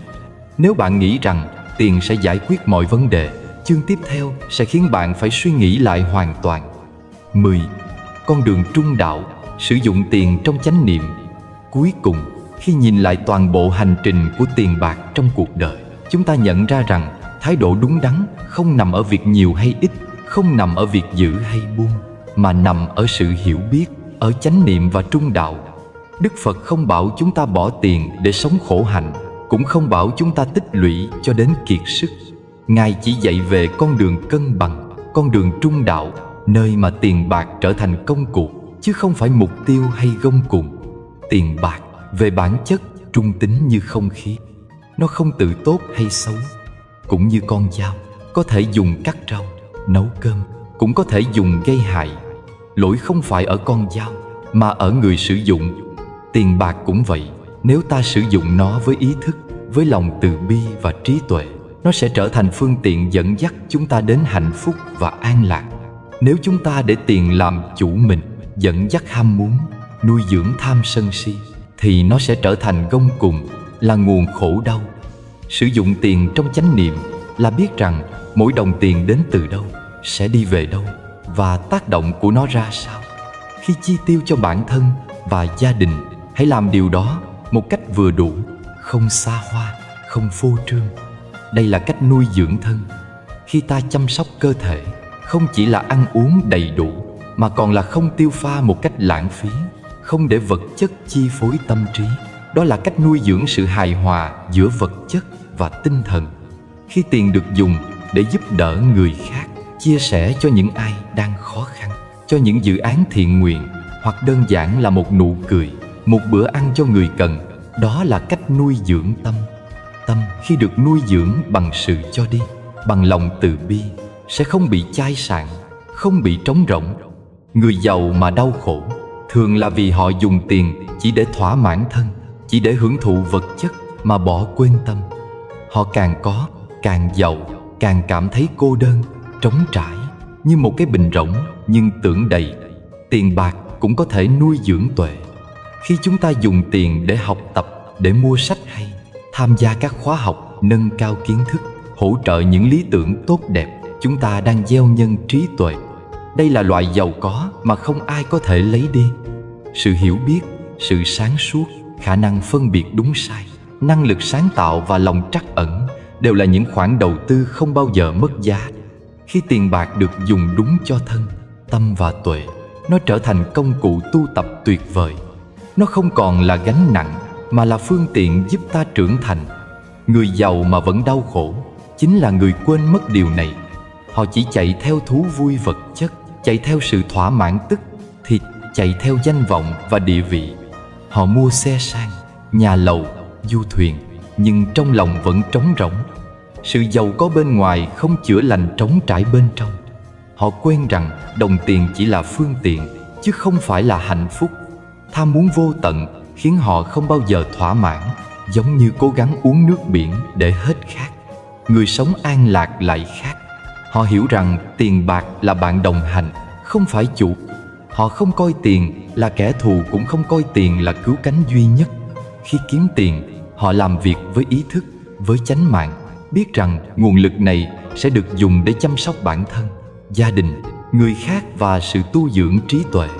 Khi tiêu tiền, họ nhìn thấy tác động của nó, thấy rằng mỗi đồng tiền đều mang năng lượng. Họ không nắm chặt mà cũng không buông lơi. Họ để tiền chảy một cách có chánh niệm. Họ biết cân bằng giữa sở hữu và cho đi. Khi có dư dả, họ chia sẻ. Khi khó khăn, họ vẫn giữ lòng bình thản. Họ không để tiền chi phối cảm xúc, không để nó định nghĩa giá trị bản thân. Họ biết rằng giá trị thực sự nằm ở những phẩm chất nội tại, ở sự trắc ẩn, trí tuệ, khả năng yêu thương và chăm sóc, chứ không phải con số trong tài khoản. Khi tâm bình an, họ không sợ mất tiền, không tham lam quá mức, không lo lắng khi thị trường lên xuống, khi tình hình thay đổi. Họ sử dụng tiền với chánh niệm và trí tuệ, và nhờ vậy tiền trở thành đồng minh, một nguồn lực giúp họ sống có ý nghĩa. Sử dụng tiền trong chánh niệm còn là thực hành sự tỉnh thức. Khi ta đưa tay trả tiền cho một món hàng, ta biết đồng tiền đó từ đâu mà có, nó được dùng để làm gì, và năng lượng của nó mang lại cho mình điều gì. Khi ta nhận lại giá trị từ người khác, ta biết trân trọng, không xem nhẹ. Mỗi giao dịch, mỗi chi tiêu trở thành một phép tu tập, một cơ hội để nuôi dưỡng đức hạnh và trí tuệ. Con đường trung đạo trong tiền bạc còn dạy ta về sự vừa đủ, không quá hà tiện, không quá hoang phí, không để tiền chi phối ham muốn, nhưng cũng không khước từ nhu cầu hợp lý. Sự vừa đủ khi thực hành liên tục sẽ mang lại bình an. Nó giúp ta tránh những đau khổ của sự sở hữu quá mức và những trống rỗng của sự thiếu thốn. Nó giúp ta đứng vững giữa những thăng trầm của đời sống kinh tế, không quá cao ngạo khi giàu có, không quá tuyệt vọng khi nghèo khó. Khi ta nhìn vào tiền bạc bằng trung đạo, mọi giao dịch đều trở thành thiền hành. Khi ta kiếm tiền bằng sự chân chính, bằng nỗ lực và trí tuệ, ta đang gieo nhân tốt. Khi ta chi tiêu bằng ý thức và lòng từ bi, ta đang tạo ra quả lành. Khi ta biết buông bỏ lo lắng về tiền, ta giải phóng tâm mình khỏi sợ hãi. Khi ta biết trân trọng đủ, ta tìm thấy hạnh phúc trong hiện tại. Con đường trung đạo cũng giúp ta nhận ra rằng tiền bạc không phải là thước đo thành công hay hạnh phúc. Người giàu mà khổ là vì họ để tiền định nghĩa cuộc đời họ. Người nghèo mà an là vì họ không để đồng tiền trói buộc tâm. Khi sống trung đạo, chúng ta biết rằng tiền là phương tiện, là bạn đồng hành, là công cụ để nuôi dưỡng thân, tâm và tuệ. Chúng ta không chạy theo nó, không sợ mất nó, mà biết sử dụng nó một cách khôn ngoan và có ý thức. Tiền bạc khi đi cùng chánh niệm sẽ trở thành nguồn lực giúp lan tỏa sự từ bi, giúp xây dựng tri thức và nuôi dưỡng sự an lạc nội tâm. Nó trở thành nhịp cầu nối giữa bản thân và xã hội, giữa hiện tại và những giá trị vĩnh cửu. Khi tiền được sử dụng như vậy, nó không còn là nỗi lo, mà là niềm vui. Nó không còn là gánh nặng, mà là một phần của sự tu tập, một phần của cuộc sống có ý nghĩa. Người sống trung đạo với tiền bạc là người đã hiểu được bản chất thật sự của đồng tiền. Họ kiếm nó bằng lương thiện, dùng nó bằng trí tuệ và chia sẻ nó bằng lòng từ bi. Họ không để nó định nghĩa bản thân, không để nó điều khiển tâm trí. Họ nhìn vào tiền với sự tỉnh thức, và nhờ vậy cuộc sống trở nên nhẹ nhàng, an lạc và tràn đầy ý nghĩa. Cuộc đời không cần phải chạy theo vô tận để tích lũy, không cần so sánh, không cần sợ hãi, không cần nắm giữ quá chặt. Khi tiền bạc được sử dụng với trung đạo và chánh niệm, nó trở thành một phần của con đường giác ngộ, là nhịp cầu giữa vật chất và tinh thần, giữa thế giới hiện tượng và sự bình an nội tại. Và khi ta thực hành như vậy, ta sẽ thấy rằng tiền bạc không còn là nguồn khổ đau. Nó trở thành người bạn đồng hành, hỗ trợ cho đời sống, cho sự phát triển trí tuệ, cho lòng từ bi và cho sự an lạc lâu dài. Sống trong trung đạo với tiền bạc là sống với chánh niệm, với sự tỉnh thức và với lòng biết đủ. Đó là con đường mà Đức Phật đã chỉ ra để tiền bạc không còn là chủ, mà là công cụ của một cuộc sống trọn vẹn, an lạc và đầy ý nghĩa. Chúng ta vừa cùng nhau đi qua 10 chương, 10 góc nhìn triết lý về tiền bạc dưới ánh sáng của lời Phật dạy. Chúng ta thấy rằng đau khổ không đến từ tiền, mà đến từ sự bám víu, sự so sánh và sự nhầm lẫn của chúng ta. Người giàu vẫn đau khổ là vì họ bị trói buộc bởi chính sự giàu có của mình. Con đường để đi đến an lạc không phải là con đường tích lũy thêm, mà là con đường hiểu biết, biết đủ và buông bỏ bớt sự dính mắc. Sự giàu có thực sự, thưa bạn, không nằm ở kho báu mà bạn có thể cất trong két sắt. Sự giàu có thực sự, nó nằm ở một tâm hồn bình yên. Nó nằm ở khả năng mỉm cười ngay cả khi cuộc đời đang đầy bão tố. Nó nằm ở một trái tim rộng mở, sẵn sàng yêu thương và cho đi mà không mong cầu. Tiền bạc có thể mua cho bạn một chiếc giường đắt tiền, nhưng không thể mua cho bạn một giấc ngủ ngon. Nó có thể mua cho bạn những mối quan hệ, nhưng không thể mua cho bạn tình yêu đích thực. Hãy nỗ lực làm việc, nhưng đừng để mình trở thành nô lệ của công việc. Hãy trân trọng tiền bạc, nhưng đừng để nó định nghĩa giá trị của bạn. Câu hỏi tôi muốn để lại cho bạn hôm nay là: điều gì trong cuộc sống khiến bạn cảm thấy giàu có thực sự mà không cần đến tiền bạc? Hãy để lại chia sẻ của bạn trong phần bình luận bên dưới. Chúng ta sẽ cùng nhau học hỏi. Cảm ơn bạn đã lắng nghe. Nếu bạn thấy những chia sẻ này có giá trị, hãy đăng ký kênh Triết Cổ Nhân và chia sẻ video này như một cách gieo duyên lành cho những tâm hồn đang cần sự chữa lành. Chúc bạn luôn tìm thấy sự an lạc ngay trong chính cuộc đời này.